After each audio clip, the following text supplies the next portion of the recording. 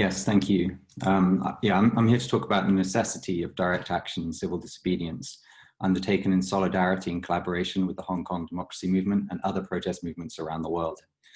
And for protests to have power, it needs to be transgressive and it needs to be risky for the people taking part.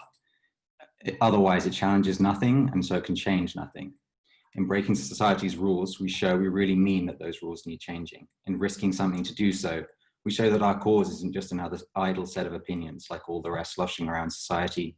It's important enough that we're prepared to sacrifice something precious in order to say it.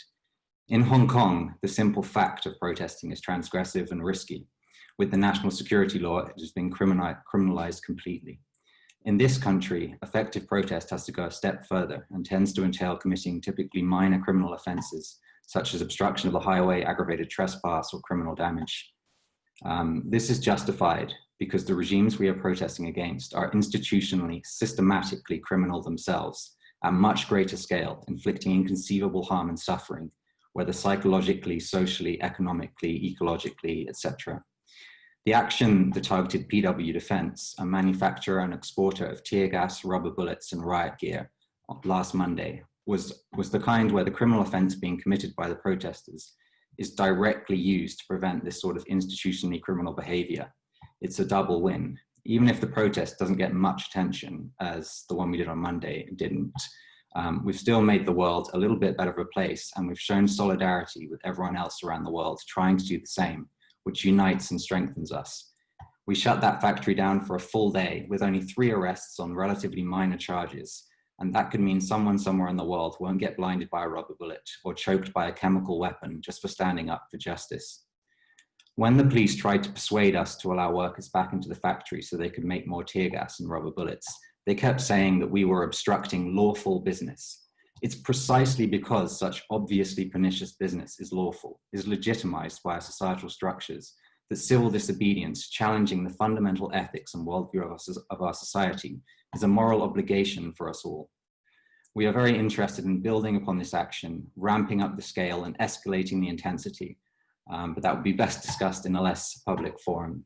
The hypocrisy of the British government and its complicity with China's oppressive, brutal regime, and the less totalitarian but more insidious regime of the United States and many others around the world must be brought to light, building international solidarity in our collective struggle to bring a better world into being. A rebellion will be happening throughout the UK this September, and we're hoping to collaborate on more actions like the one against PW Defense for that time. Showing solidarity as mere words or gestures is not enough. We need to act in solidarity, directly and forcefully, guided by those we act in solidarity with. I've been asked to talk about how politicians could help with any of this. I have to say that in my view, our political system is centuries out of date. It's obviously no longer fit for purpose. It's functionally incapable of addressing or resolving the complex, accelerating and intersecting crises threatening our survival and destroying everything that makes life beautiful and vital.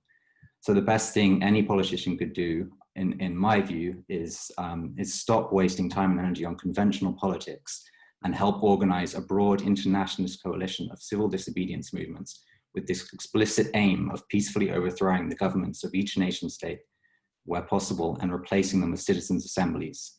These assemblies of citizens selected via sortition could then decide how to begin the process of transforming politics and society in order to achieve economic, ecological, and social justice, save ourselves and all living beings we share this planet with, and rid ourselves of the life-negating worldview in which people and nature are nothing more than resources to fuel the GDP-maximizing global death machine and enrich those who violently enforce it.